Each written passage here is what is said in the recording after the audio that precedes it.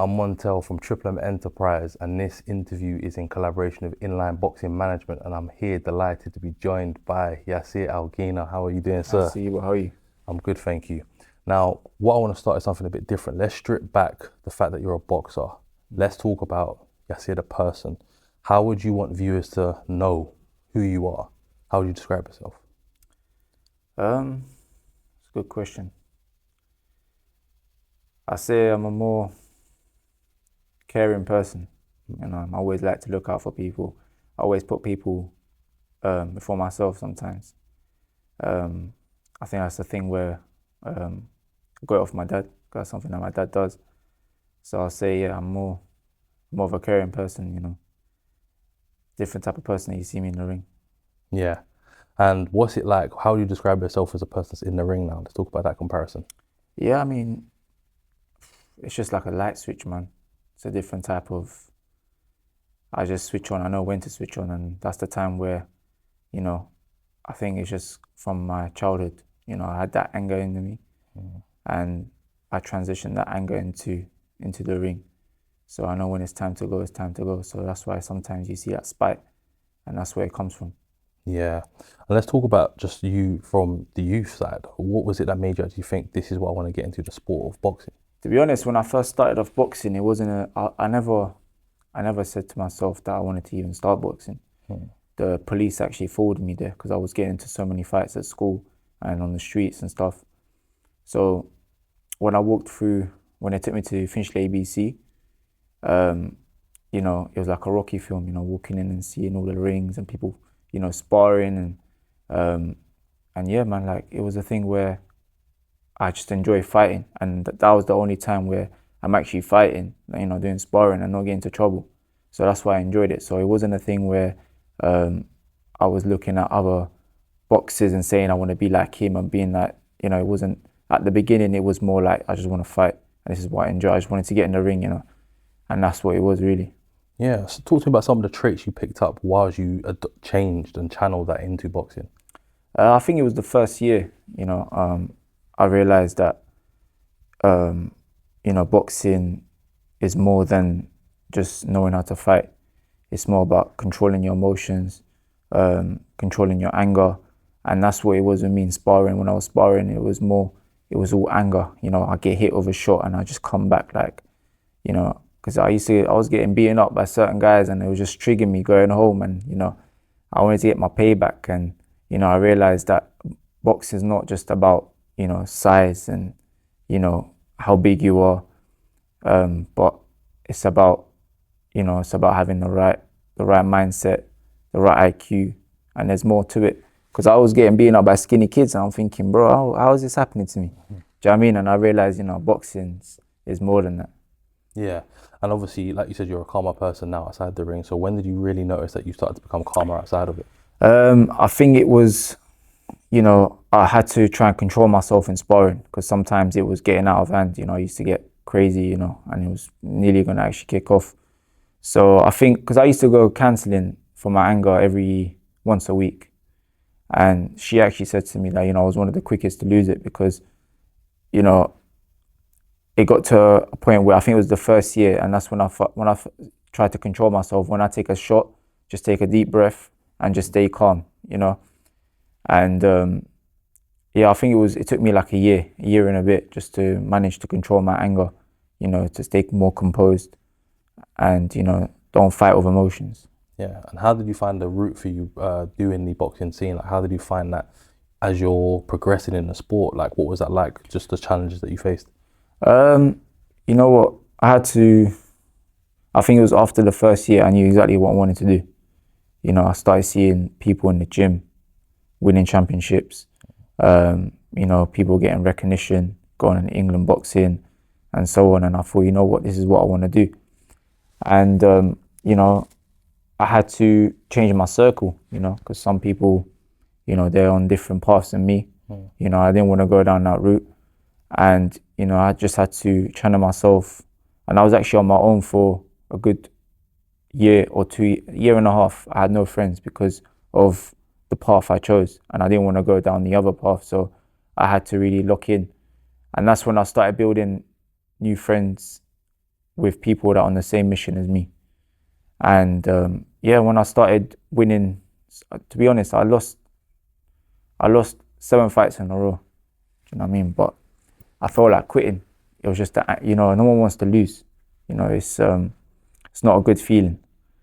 But at the same time, I built experience, and I believe that everything I've built in the amateurs, the losses, the wins, it's put me in this position I'm in today.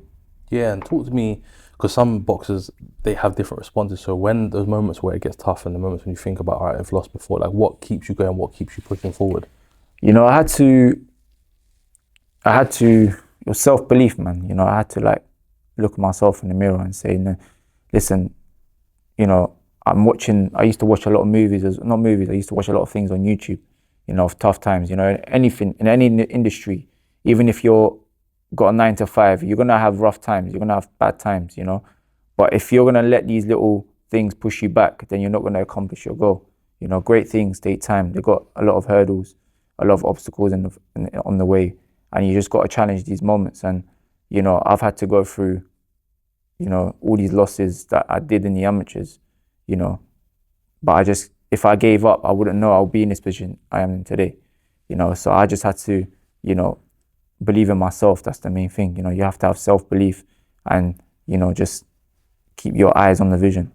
Totally agree. And now obviously you're at top tier, but talk to me about the journey before you got to top tier. Like, what was the experience like? What chapters did you have to face before you got there? When I first turned pro, I didn't expect it to be the way it is. Professional boxing is hard, very hard. I started maybe my first 4 or 5 fights without sponsors. Everything was self-funded. I had to invest into myself, and it was tough, man. It was very hard, and that's why most of the boxers retire, because it's a tough business, But I had to. Some fights I've had to pay out myself, But the way I look at it is, I'm investing in myself. It's an investment, because I knew what I'm capable of doing eventually. So it was tough, man. It was tough, but I'm happy I went through that way, because the success will feel better, because I know that I started from rock bottom. Yeah, and talk to me about how you actually met up with Coach Andy. I met Andy. I've known him for years, man. I've known him for the amateur scene, and I think it was my 6th or 7th fight. I needed a change. My career wasn't on track.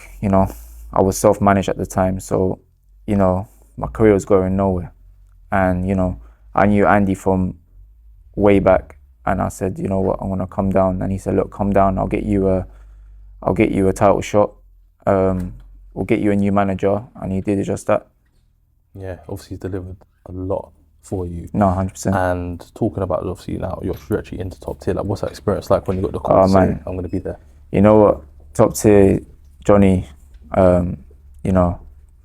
He came to the gym to speak to me about obviously what he's there to offer. When he found out that I wasn't in contract, and I knew from that meeting, he was the one. And to be honest, he's delivered way more than what he's already promised me. And I'm forever thankful, and I believe that I'm in good hands, and I believe that we're both gonna rise together. Yeah, and not just that, but also he's taking you on for Inline boxing management. Talk to me about how that came about, because some of his fighters are just on top tier, but you're actually managed by him as well. Yeah, I mean, the management, I feel like I'm getting treated like, as you can see, all these other fighters, we get treated like superstars, and that's what I come to the gym, kitted out, giving me a nice duffel bag, gym bag, and the treatment's been great, man. It feels like I'm part of the Premier League now. Of course, and now you obviously got titles. You got titles against your name. Now, talk to you about what was it like getting your first title win. I don't think I say this to my coach as well, Andy. I was like, I don't think any belt can be a better feeling than the Southern Area that I won. That was my first ever title as a boxer that I've won, and the fact that I was as well the underdog, 6 or 8 to 1. I had a lot of doubters. The feeling for that belt was unreal. Taking that belt back home, I put it right in front of me on my chair, wake up in the morning and just wiping my eyes and still seeing it there, and I'm thinking, I've actually done it. When I won the English titles, you know, I just put it underneath my clothes. It was just in the part. I didn't really care. Do you know what I mean? Just because of what I was going through at the time. Yeah. But yeah, man, that southern area, man, was an unreal feeling. Yeah, and you're obviously you're in camp now, getting ready for another fight, defending that, and also going for an eliminator. Talk about how that even came about. To be honest, I was sitting with my friend I was just having a coffee, and I had him on speaker, and Johnny called me. And when he first mentioned, he just said, look, how would you feel to be fighting for the WBO European? And I looked at my friend and I was like, yo, do you know what I mean? My friend's like, take it. And I was like, yeah, Johnny, I'm down. And he's like, all right, cool, let me try and make a few calls, few emails, and then, yeah, man, listen, defending my title as well, co-main, you know, it was a good feeling as it is, but this was just, you know, it was the icing on the cake, man. It was just it was a different type of, you know, the WBO European is a beautiful belt, man. Yeah, of course. And I don't want to look past what you've got to do on November 30th, but let's just talk about what are the aspirations you've got for you career-wise. Listen, like I said, I'm in this to go all the way, you know, to be a world champion. You know, I believe I can do it, but you know, it's all about taking the right time. It's all about the right time, right fights. You know, I got a team. My job, like I said, is just to be disciplined, stay in the gym, and you know, I leave the rest to Johnny and my team. Yeah, and talk about some of the fundamentals for someone that might be aspiring to be like you in terms of the boxing scene. Like, what advice would you give to someone that's looking up to you? To be honest, man, just like I said, believe in yourself.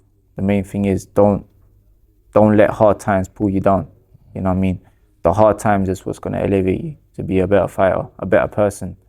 You know, when times are getting tough, you know, use that as fuel. You know, thrive off it, and that's what I do with pressure. You know, when some people are trying to, like, you know, especially with my English title, I had one hand going into the fight, but I knew it. But I said, look, here's what it is, you know. And when I was on pads, I didn't even warm up properly, because when I throw a right hand, I can feel it going. And then I woke up ill as well on that day, so I had a cold. But I was just like, listen, this is what I live for, you know. If times like this, people are living worse than me, are going through struggles, you know. So you just gotta, like I said, have self-belief and, you know, be tough. Yeah, great advice. And I want to talk about some of your showmanship in the ring. Is that something that you've adopted throughout your whole career? Or is that something that you thought, do you know, you started to develop it as you've gone fight by fight and gained more confidence? Yeah, like I said, man, I always show respect to my opponents, you know. That's just the type of person I am, in and out of the ring. But, you know, once I'm in the ring, it's you know, you're there to take my head off. I'm there to take your head off. So once the bell goes, I got a job to do at hand, and you know, once the bell finishes, you know, the fight's done, you know, I'll shake your hand and I'll show respect, no matter what, you know, happened before the fight. If we had a few back and forths, whatever, at the end of the day, you know, like, we're both in there to provide for our family. We're both there, hungry to win, and that's all it is. Yeah, and your last fight, you devastating body shots. Is that something that you thought about? I think I asked you this before, but that's something that you thought about going into the fight. I'm going to land on the body. Yeah, you know, I've been training them in fights, in sparring. I've always been throwing body shots, but you know, with this fight, I wanted to, you know, just wear him down. You know, and I was just training on picking my shots, and he was tough. You know, he took some serious shots, and you know, he was still there. So hats off to him. Yeah, and have you got any final words just for anyone that's going to be supporting and watching on DAZN, that's going to be there in attendance as well? I appreciate the support always, no matter what it is, if it's positive, negative. You know, just lock in. 30th of November. You know, it's going to be a great show with a great card as well. Great fighters on there, and you know, I'm going to be ready, and I'm just going to do what I do best. Perfect. I wish you the best of luck. Really appreciate your time, man. Thank you, my bro. Thank you again. Thank you, bro.